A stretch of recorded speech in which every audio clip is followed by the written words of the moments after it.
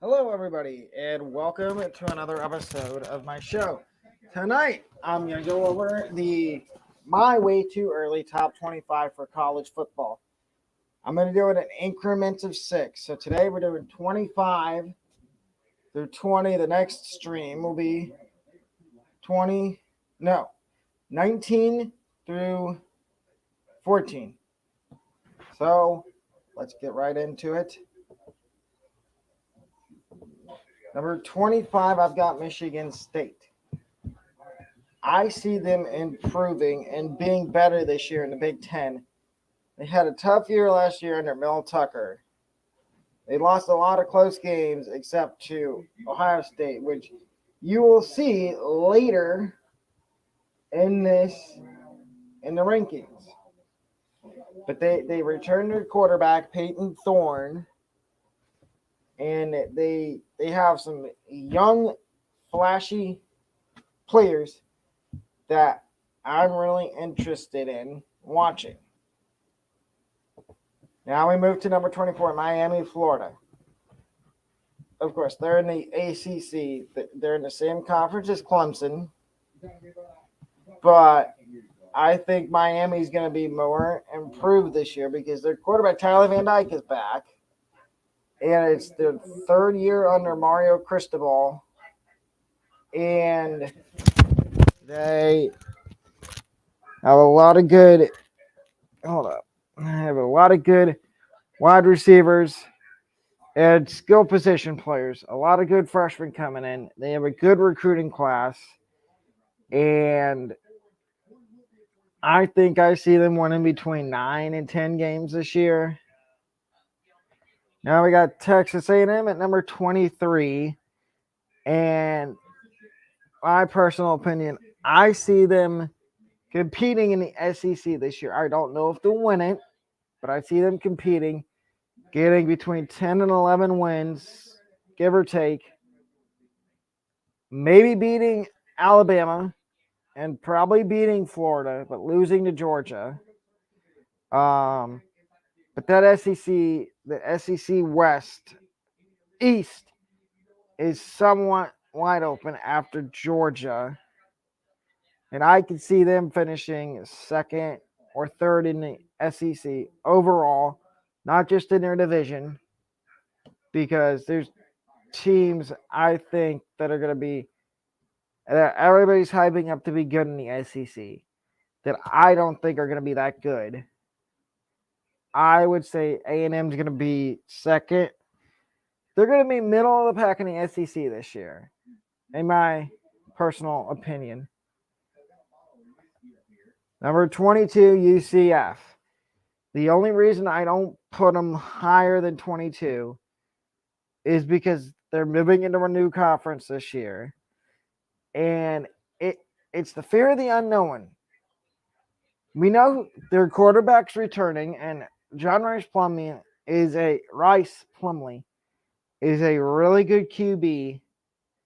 And I think UCF could win 11 games this year. If everything goes well, if everybody stays healthy, between 10 and 11 games with maybe one or two losses. One being probably most likely Oklahoma, and the other one being to Texas. We move on to number 21, and that would be Baylor. And I think Baylor is going to win between 9 and 10 games this year and be ranked in the top 25 throughout the year. Their quarterback is also returning as well. And Blake Shapen, he is returning for another year. And I think they're going to win a bunch of games this year. And maybe be in a Big 12 championship game. And last but not least, number 20, Wisconsin. They had a terrible year last year in the Big 10, but this year I think they'll do a lot better. They'll be a lot more competitive, and I think they'll win 10 games, be a bowl game, maybe represent the Big Ten West in the conference championship game with the last year of divisions for the Big Ten, because next year there will be no divisions in 2024. 2024, the way they determine who goes to the conference championship game is it's two teams with the best record in the conference. Overall, no divisions in 2024, but there might be a couple surprise teams on my rankings coming up that y'all might not agree with, but hey, everybody has their own opinions, opinion-based thoughts and theories on what their top 25 could look like.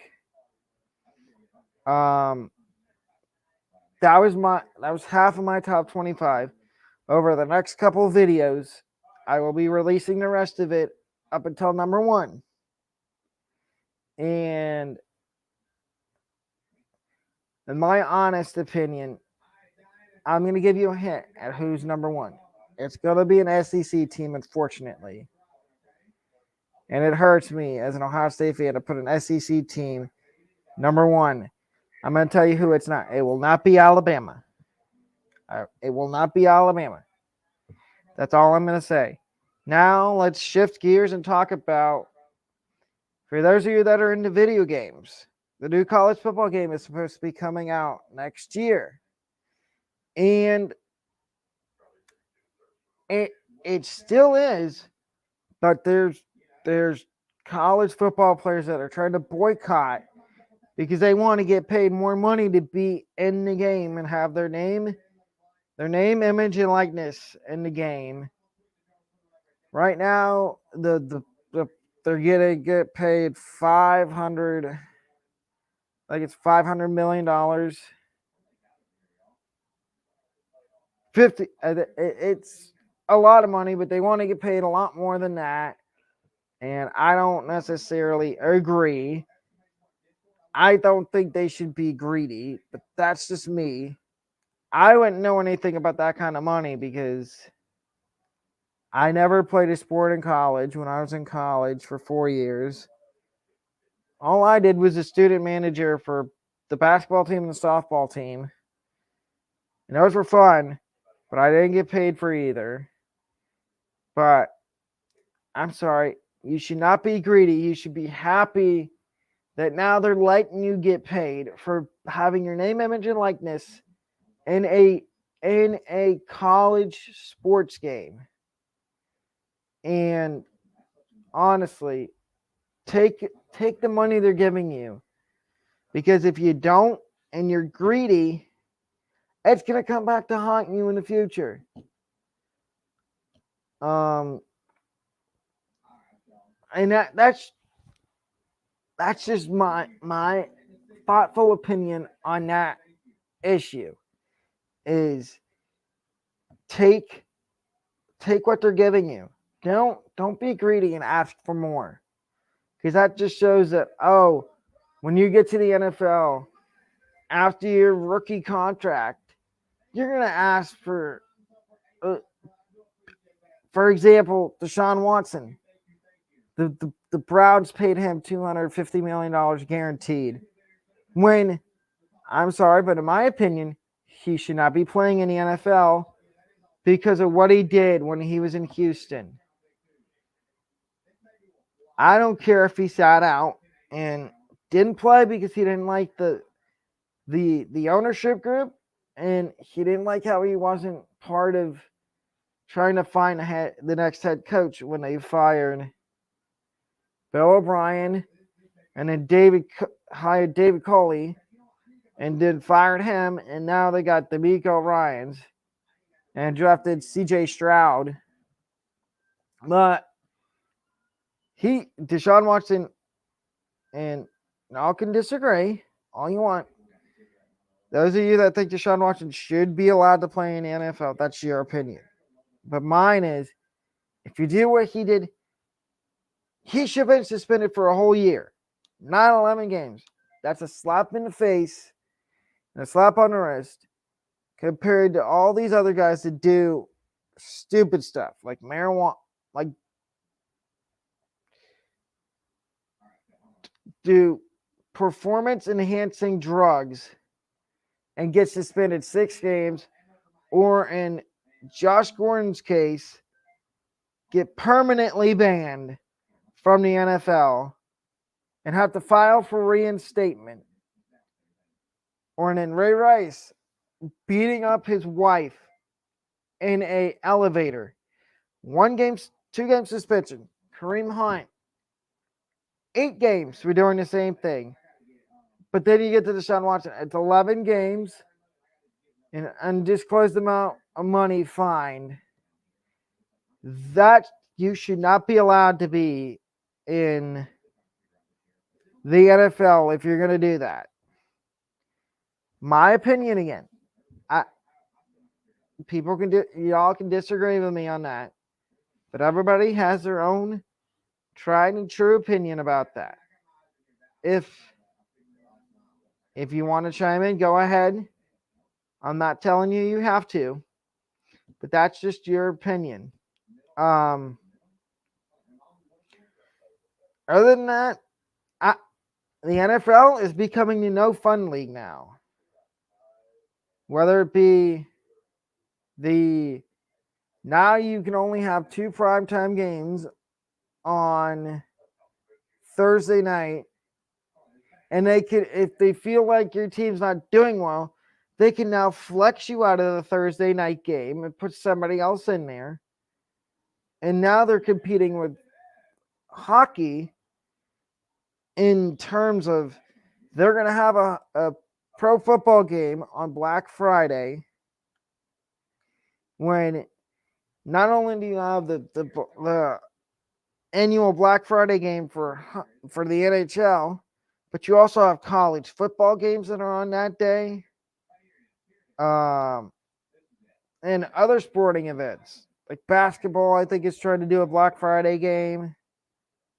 I've heard WWE is trying to do, in the future, they're going to try to have a show. WWE is going to try to have a show every single day of the week, Monday through Sunday. Whether it be on TV or on a streaming service, which I don't necessarily agree with. And we'll get into that at a different time because I don't want to go in depth on it right now. But they were bought by Endeavor, which is a company that's partnered with UFC, and they were bought for a lot of money. And in my opinion, I don't think WWE should have been up for sale. And I think Vince McMahon should have stayed retired. But he didn't. Because he's greedy. And WWE, he's been there his whole life. And he retired. And I guess he got bored of being retired. And he decided, I want to come back. I want to come back and be part of WWE again and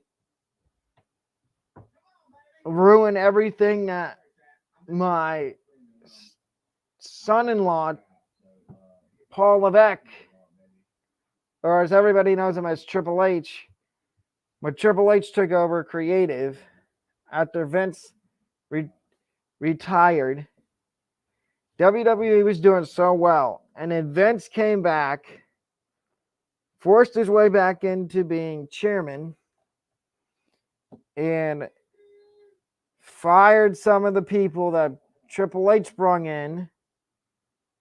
And now, and then when Vince was running creative and was like kind of head chairman of WWE before he retired, he had a rule in place that WWE, if you're part of WWE, you cannot stream. You couldn't stream on third-party websites like Twitch. Like Twitch And so there's a lot of people, a lot of wrestlers that did that, and they got in trouble. And then with COVID, they had to cut a lot of people, and there's a lot of fans that were not happy at the people that got cut. In my opinion, I didn't agree with some of the cuts either. But again, it's not my decision who WWE cut. It didn't cut. And they said it was budget cutting. It was for budget cutting reasons. Because they weren't out on the road. They were in the performance center, and that's where they did all their events, WrestleMania, Royal Rumble, until they finally went back out on the road. And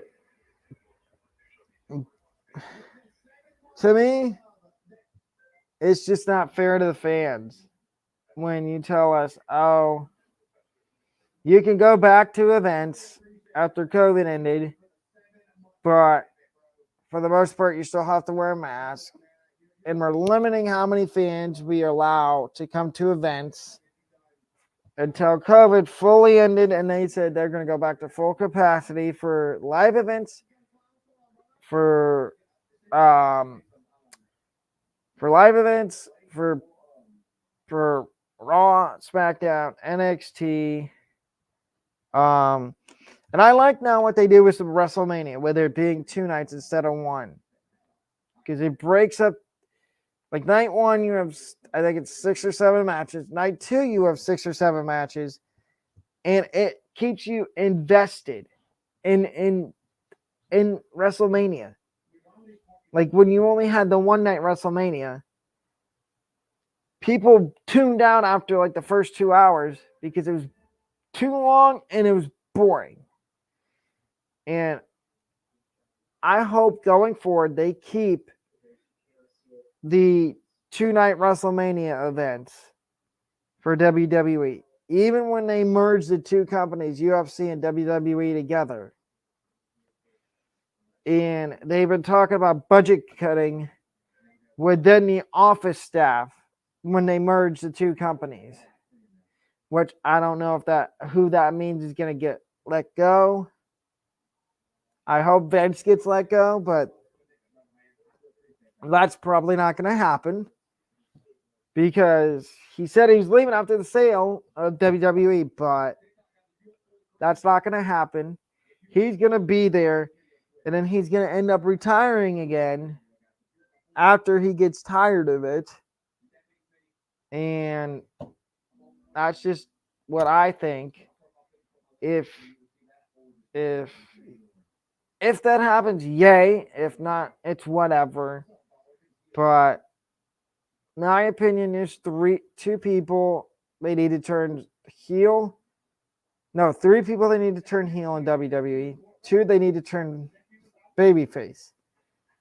The 3 they need to turn heel is the Street Profits and Bianca Belair, because I love the Street Profits and all, but I think they're getting stale as baby faces, and I think they need to turn them heel and have them be managed by MVP and restart the Hurt Business and add Bobby Lashley and Omos.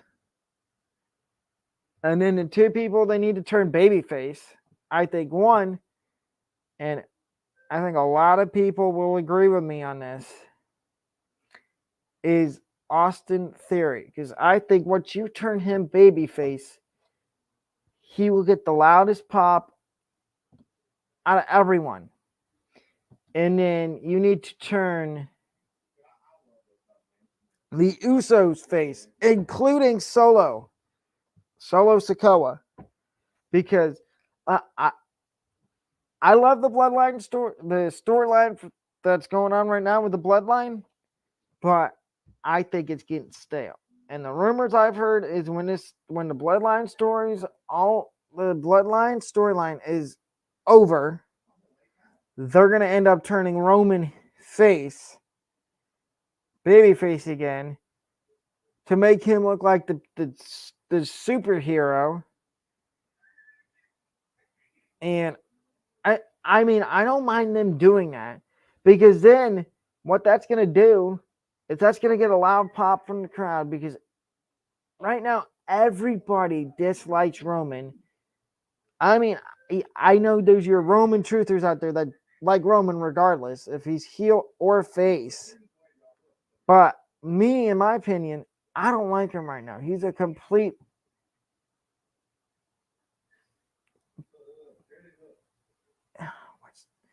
what's the nice way of putting it? He's a complete dummy right now to me. And the one bonus one I think you should turn heel is LA Knight. Because look how over he is with the crowd right now. And preliminary rumors are that he's going to win Money in the Bank next month in the UK. And I don't mind that. I like LA Knight. And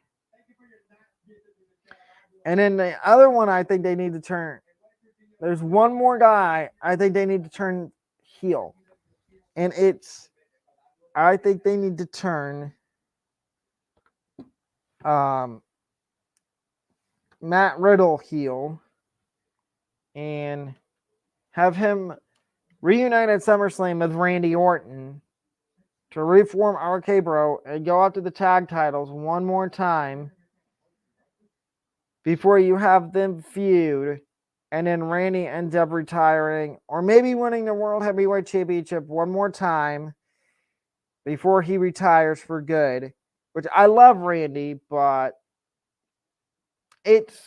he's getting older and he has this back injury that apparently is said to be bad, and they don't want him wrestling as much anymore. But in my opinion, he's a first ballot Hall of Famer.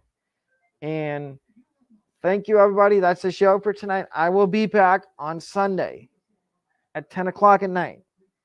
Have a good night, everyone.